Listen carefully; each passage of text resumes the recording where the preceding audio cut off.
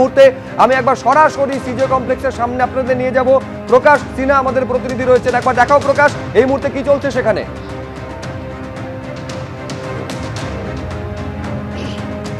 না দেখো, তোমাকে বলে দিই, যেটা এডি সূত্রের খবর কিছুক্ষণ আগেই সুজিত বোস তিনি কিন্তু তদন্তকারী অফিসারদের বলেছেন যে তার শ্বাসকষ্ট হচ্ছে এবং তিনি যেটা বলেন যে তিনি রাতে যখন ঘুমন তাকে নাকে কিছু একটা দিয়ে, যেটা বাড়িতে রয়েছে ইনস্ট্রুমেন্ট একটা থাকে অক্সিজেন যাওয়ার জন্য, সেটা দিয়ে ঘুমোতে হয় এবং তারপরেই ইডির তরফে ছেলে সমুদ্র বসুকে বলা হয়েছে যে সেটা বাদরি থেকে আনতে। তোমাকে বলে দিই, যে কথা অতনু বলছিল যে রথীন ঘোষ প্রাক্তন খাদ্যমন্ত্রী, তাকেও আজকে তলব করা হয়েছিল। এর আগে 4 বার তলব করা হয়েছে, তিনি কিন্তু হাজিরা এড়িয়েছেন। আজকেও তিনি তদন্তকারীদের জানিয়েছেন যে তিনি বাথরুমে পড়ে গিয়ে তার পায়ে চোট পেয়েছেন এবং তিনি বেড রেস্টে রয়েছেন, তিনি আসতে পারবেন না। কিন্তু এখানে ইডি আধিকারিকরা যেটা দাবি করছেন, মনে করছেন যে জেনে বুঝেই কিন্তু তিনি হাজিরা এড়িয়ে যাচ্ছেন। এবং তোমাকে বলি, সুজিত বোস এর আগে কিন্তু 5 বার তাকে তলব করা হয়েছিল।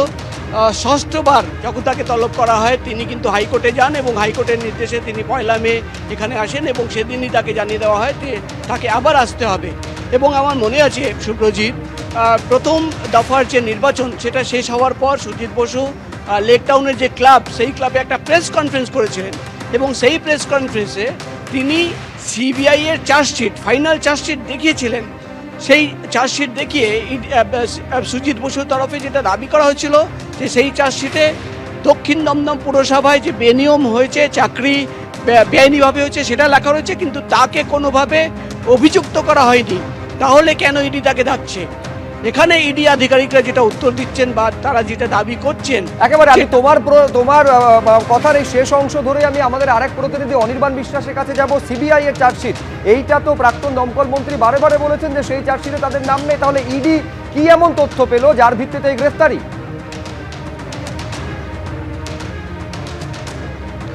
দেখো, একদমই আমরা দেখেছি যে প্রাক্তন দমকল মন্ত্রী সুজিত বসু বারবার কিন্তু এই প্রশ্ন তুলেছেন যে যেখানে সিবিআই এই তদন্তে, পুরো নিয়োগ দুর্নীতি তদন্তে তারা যে ফাইনাল চার্জশিট দিয়েছিল সেই চার্জশিটে কিন্তু সুজিত বসুকে কোথাও অভিযুক্ত হিসেবে দেখানো হয়নি, এই দাবি তিনি করেছেন।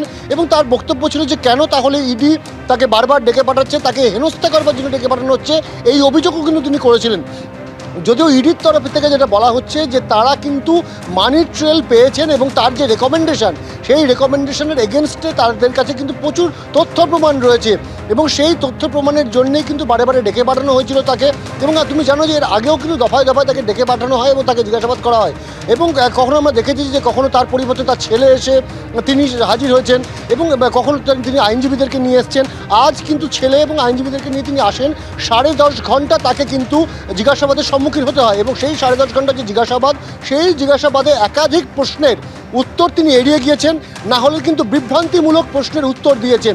এমনকি শুধু তাই নয়, তদন্তকারীরা বলছেন যে এই যে তদন্ত, সেই তদন্তে যে প্রশ্নগুলো করা হয়েছিল সেই তথ্যগুলো কিন্তু বা সেই উত্তরগুলো কিন্তু কোথাও তথ্য গোপন করছেন তিনি। ফলত ইডির কাছে যে তথ্য প্রমাণ রয়েছে সেই তথ্য প্রমাণের ভিত্তিতেই কিন্তু তাকে বারবার ডেকে পাঠানো হয়েছিল। যদিও সিবিআইয়ের দেওয়া চার্জশিট, সেই চার্জশিটে তাকে অভিযুক্ত হিসেবে দেখানো হয়নি, কিন্তু ইডির কাছে যে তথ্য প্রমাণ রয়েছে সেই তথ্য প্রমাণ ভিত্তিতেই তাকে ডেকে পাঠানো হচ্ছে এবং সেই তথ্য প্রমাণ কিন্তু সুজিত বসুর সামনেও পেশ করছেন তারা। ফলত ইডির গ্রাউন্ড কিন্তু অত্যন্ত শক্তিশালী। তারা কিন্তু যেটা বলছেন যে তাদের হাতে তথ্য প্রমাণ রয়েছে এবং তথ্য প্রমাণের জন্যেই তারা উত্তর খুঁজতে চাইছেন এবং উত্তর খোঁজার জন্যই বারে বারে তাকে ডেকে পাঠানো হয়েছিল। এবং এই উত্তর খোঁজার জন্য ডেকে পাঠানো হলেও আজও তিনি কিন্তু কোঅপারেট করেননি, আজও কিন্তু তিনি তথ্য বিভ্রান্ত করেছেন তদন্তকারীদেরকে এবং তথ্য গোপন করে যাচ্ছেন, এটাই কিন্তু প্রাথমিকভাবে ইডি মনে করছে। এবং সেই কারণেই কিন্তু ইডির তরফ থেকে সুজিত বসুকে গ্রেপ্তার করার মতন বড় সিদ্ধান্ত নিতে হয়েছে। এবং তোমায় জানিয়ে রাখবো যে এই ঘটনার তদন্ত কিন্তু শুরু হয়েছিল সম্পূর্ণ ভিন্ন রূপে। কিছুক্ষণ আগেই আমার সহকর্মী প্রকাশ সিনহা যেটা বলছিল যে অয়নশীল তার যে সংস্থা, সেই সংস্থার অফিসে তদন্ত করতে গিয়েছিলেন এসএসসি বা শিক্ষা দুর্নীতির ক্ষেত্রে।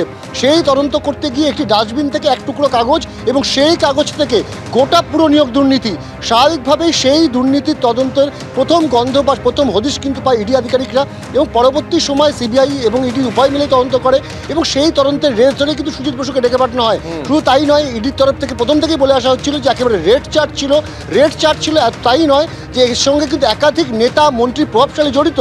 এবং তুমি দেখবে যে রতিন ঘোষ থেকে শুরু করে সুজিত বসুকে একাধিকবার ডেকে পাঠানো হয়েছে, এবং সম্প্রতি রতিন ঘোষকে ডেকে পাঠানো হলেও একেবারে আমি শুধু দর্শকদের মনে করিয়ে দেবো, অনির্বাণ তুমি আমাদের সঙ্গে থাকো, শুধু রেড চার্ট নয়, আদালতে দাঁড়িয়ে ইডির আইনজীবী বলেছিলেন যে সরকারি চাকরিতে এমন দুর্নীতি হয়েছে যে পশ্চিমবঙ্গ ছাড়া এই রাজ্যকে কেউ বাঁচাতে ভগবান শ্রীকৃষ্ণ ছাড়া পশ্চিমবঙ্গকে এই রাজ্যকে কেউ বাঁচাতে পারবে না। এই রকম জায়গায় পুরসভায় নিয়োগে দুর্নীতির অভিযোগ ইডি আদালতে দাঁড়িয়ে করেছিল।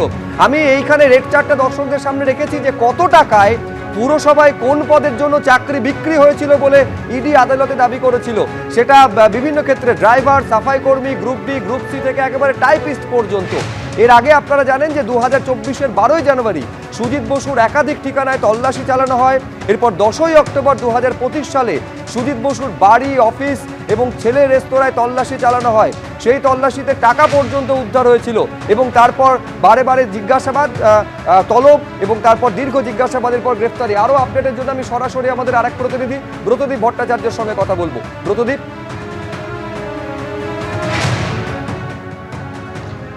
দেখো, এর আগেও কিন্তু সুজিত বসু যতবার তাকে জিজ্ঞাসা করা হয়েছিল এই বিষয় নিয়ে তিনি রাজনৈতিক প্রতিহিংসার কথা বলেছিলেন। বারবার কিন্তু এই যে ইডি তাকে তলব করছিল এই পুরো নিয়োগ দুর্নীতিতে, বারবার তিনি এই প্রতিহিংসার তথ্যই কিন্তু সামনে দাঁড় করিয়েছিলেন। কিন্তু ইডি আধিকারিকরা তারা আদালতেও বিষয়টি জানিয়েছিলেন এবং তা আজকেও তাকে যখন জিজ্ঞাসাবাদ করা হয় বেশ কিছু নথি এবং তথ্য তার সামনে রাখা হয়, যেইগুলো রেখে তাকে জিজ্ঞাসাবাদ করা হয় এবং সেগুলোর যুক্তি চাওয়া হয় তার কাছে। যেমনটা কিছুক্ষণ আগেই আমার বাকি প্রতিনিধিরা জানাচ্ছিল যে একজনের থেকে জমি নেওয়া হয়েছিল, সেই জমিতে বাড়ি করা হয়েছে, কিন্তু আদালতে দেখা যাচ্ছে জমির বিনিময়ে তাকে টাকা দেওয়া হয়নি, তার বিনিময়ে যে তার বদলে চাকরি পাইয়ে দেওয়া হয়েছিল ওই পরিবারের 4 জনকে।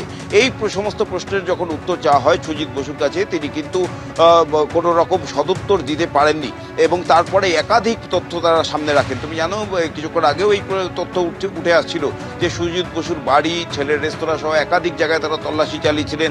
তার যে সমস্ত সম্পত্তি, ব্যাংক অ্যাকাউন্ট, সেগুলো কিন্তু খতিয়ে দেখা হয়েছে এবং সে সমস্ত খতিয়ে দেখেই বেশ কিছু অসঙ্গতি কিন্তু এসছে ইডি আধিকারিকদের হাতে। এবং তাছাড়াও অয়নশীলের যে অফিস, সেখানে তল্লাশি চালানোর পর একে একে এই তদন্ত যখন এগোতে থাকে একে একে তথ্য প্রমাণ কিন্তু ইডি আধিকারিকদের হাতে আসতে শুরু করে এবং সেই সমস্ত তথ্য প্রমাণের ভিত্তিতেই কিন্তু এই তদন্ত তারা এগিয়ে নিয়ে যান এবং সেই সমস্ত তথ্য প্রমাণ রেখেই সুজিত বসুকে কিন্তু জিজ্ঞাসাবাদ করা হয়েছিল আজকেও। এর আগেও একদিন সুজিত বসু হাজিরা দিয়েছিলেন সিজিও কমপ্লেক্সে, সেদিন তাকে দিনভর জিজ্ঞাসাবাদ করা হয়। তারপর যদিও তাকে রাতে ছেড়ে দেওয়া হয়েছিল, তারপর ফের আজকে তাকে তলব করা হয়েছিল। কিন্তু সেই তলবের পর প্রায় 10.5 ঘন্টা জিজ্ঞাসাবাদের পরও যখন সুজিত বসুর তরফ থেকে কোনো রকম সদুত্তর তারা পাননি, এমনকি ইডি আধিকারিকরা বলছেন যে তিনি তথ্য গোপন করছেন। যে তথ্য ইডি হাতে রয়েছে সেই তথ্য যখন তার সামনে পেশ করে তাকে জিজ্ঞাসাবাদ করা হয়, তিনি সেগুলোর উত্তর এড়িয়ে যেতে থাকেন, অসহযোগিতা করেন। এরপরেই কিন্তু তাকে গ্রেপ্তার করা হয় এবং গ্রেপ্তারের পর তাকে কিন্তু ইডি নিজেদের হেফাজতে নিতে পারে এবং আদালতের কাছে আগামীকাল সেই আবেদনই জানানো হতে পারে। কারণ সুজিত বসুকে এখনও জিজ্ঞাসাবাদ করার প্রয়োজন, এমনটাই মনে করছেন ইডি আধিকারিকরা। যে কারণ এই যে পুরো নিয়োগ দুর্নীতি মামলা, সেখানে একা সুজিত বসু নন, একাধিক প্রভাবশালীদের নাম উঠে এসছে কিন্তু এই তদন্তে এবং সেই সংক্রান্ত এই লেনদেনগুলো কিভাবে হয়েছিল, কার মাধ্যমে হতো। আমরা শিক্ষক নিয়োগ দুর্নীতি মামলাও দেখেছিলাম যে এর মাঝে মিডলম্যান ছিল, একাধিক এজেন্ট ছিল। তারা কারা, এই পুরো নিয়োগ দুর্নীতির ক্ষেত্রেও সে ধরনের মিডলম্যান এজেন্ট রয়েছেন কিনা, এই ধরনের একাধিক প্রশ্ন কিন্তু রয়েছে। ইতিমধ্যেই ইডি আধিকারিকরা তদন্ত যত এগিয়ে নিয়ে গেছেন, বেশ কিছু তথ্য নথিপত্র তাদের হাতে এসেছে এবং সেগুলোর ভিত্তিতেই কিন্তু এই মামলায়, পুরো নিয়োগ দুর্নীতি মামলায় প্রাক্তন দমকল মন্ত্রী, যিনি দক্ষিণ দমদম পুরসভার ভাইস চেয়ারম্যান ছিলেন এবং সেই সময় একাধিক নিয়োগ হয়েছে তার রেকমেন্ডেশনে, টাকার বিনিময়ে কিংবা অন্য কোনো মাধ্যমে জমি হস্তান্তর করে, এই ধরনের অভিযোগ রয়েছে তার বিরুদ্ধে এবং সেই অভিযোগের ভিত্তিতেই কিন্তু সুজিত বসুকে গ্রেপ্তার করা হলো। আজকে এই সুজিত বসুকে নিয়ে যাওয়ার কথা মেডিকেলে, কিন্তু তার আগে যেটা জানা গেছে যে তিনি ইডি আধিকারিকদের জানিয়েছেন যে তিনি অসুস্থ বোধ করছেন, তার শ্বাসকষ্ট হচ্ছে এবং তার যে যন্ত্রটি রয়েছে সেই শ্বাসকষ্টের জন্য যেটা তিনি ব্যবহার করেন প্রত্যেকদিন, সেই যন্ত্রটি দেওয়ার জন্য তিনি আবেদন জানান। এরপরে ইডি আধিকারিকরা তার ছেলেকে সেই যন্ত্রটি আনতে বলেছেন। এখন তারপর প্রাথমিক যে চিকিৎসা, যে সমস্যা তার দেখা দিচ্ছে বলে তিনি দাবি করছেন, সেই সমস্যার সমাধান হওয়ার পর তারপরে কিন্তু তাকে মেডিকেল পরীক্ষা, একেবারে তারপরে তাকে স্বাস্থ্য পরীক্ষার জন্য নিয়ে যাওয়া হবে এবং আগামীকাল তাকে আদালতে পেশ করা হতে পারে এবং এনফোর্সমেন্ট ডিরেক্টরেটের আধিকারিকেরা নিজেদের হেফাজতে চাইতে পারেন। প্রায় 10.5 ঘন্টা আজকে দীর্ঘ জিজ্ঞাসাবাদ করা হলো এবং পুরো নিয়োগ দুর্নীতি মামলায় প্রাক্তন দমকল মন্ত্রী সুজিত বসুকে গ্রেফতার করলো এনফোর্সমেন্ট ডিরেক্টরেট।